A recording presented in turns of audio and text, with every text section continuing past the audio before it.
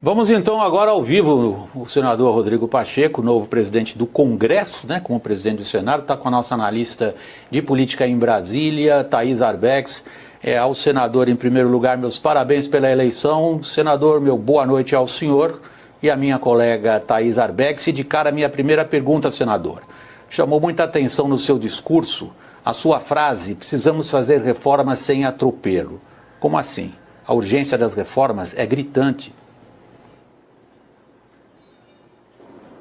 Bom, primeiramente, boa noite, William, boa noite, Thaís, boa noite a todos que nos assistem pela CNN Brasil.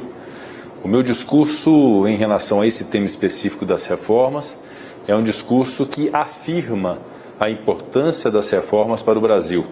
Já tramitam na Câmara e no Senado Federal a proposta de reforma tributária, a proposta de reforma administrativa, e quando falo que elas têm que ser apuradas e avaliadas sem atropelos, é porque, de fato, há um devido processo legislativo que precisa ser cumprido até para evitar vícios na aprovação dessas reformas. Mas, obviamente, que uma outra afirmação que fiz, além de não se ter atropelos, é que são reformas urgentes para o Brasil e assim serão consideradas pela presidência do Senado Federal. Thaís? Presidente, no seu discurso anterior, ainda como candidato à presidência do Senado, o senhor falou sobre o auxílio emergencial, sobre a necessidade de atender milhões de pessoas que necessitam dessa assistência. Mas o senhor também citou o teto de gastos. Como fazer a junção desses dois itens, desses dois temas? De fato, Thaís, responsabilidade fiscal é uma tônica que nós teremos, é importante que se tenha, há uma lógica que não se pode gastar o que não se tem.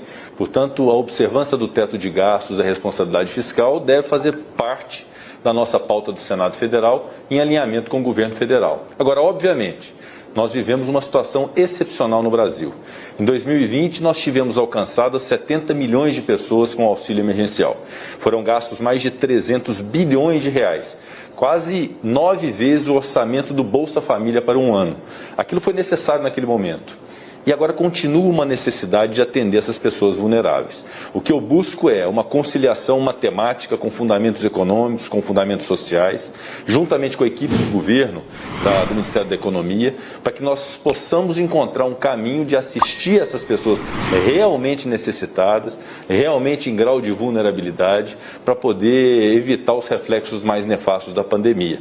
O que eu vou propor fazer já nesta semana é uma reunião com a equipe econômica do governo federal para entendermos quais os fundamentos econômicos que nós temos para compatibilizar esses dois interesses, da responsabilidade fiscal com a necessidade de atender as pessoas Brasil afora. William? Senador, por último, há duas expressões que o senhor acabou de usar agora que são de muita relevância. A primeira é a sua expressão, uma conciliação matemática. Alguns diriam, senador, fazendo uma brincadeira bem humorada com o senhor, que é a busca da quadratura do círculo. Porque o senhor fala em situação excepcional que prosseguirá. Essa situação excepcional jogou as contas públicas brasileiras numa situação muito grave. Agora o senhor está esperando do Ministério da Economia saber como é que a gente vai sair disso? Exatamente, nós tivemos 743 bilhões de déficit orçamentário de 2020, justificado sobretudo na necessidade de socorro imediato aos reflexos da pandemia. Nesse momento nós temos uma grande expectativa e uma grande esperança que é nacional, William, que é a possibilidade de disseminar essa vacina, de alargar o alcance da vacina, porque essa vai ser uma solução de saúde pública e será uma solução econômica. Nesse ato e nesse ínterim, enquanto não se tem a imunização do povo brasileiro, nós vamos precisar encontrar um caminho de assistência, que não necessariamente é uma reedição do auxílio emergencial, mas pode ser algum programa de renda básica análogo, pode ser o incremento do Bolsa Família, e nós vamos buscar o máximo possível de saber onde nós temos as riquezas nacionais, quais as alternativas criativas que nós temos para fazer essa conciliação matemática com fundamentos econômicos, buscando a responsabilidade fiscal, mas não deixando de cumprir um dever social de assistir pessoas que realmente precisam no Brasil hoje. Thaís, por favor. É isso? Senador, o senhor Thaís? citou no seu discurso a vacinação, também essa vacinação em massa, o senhor acabou de falar de novo.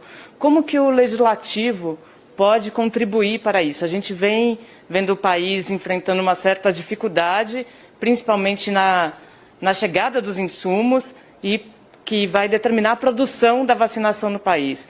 Qual vai ser o papel do Legislativo nisso? Qual vai ser especialmente o papel do Senado nesse processo? Primeiramente, ter compatibilidade com a agenda do governo nesse sentido.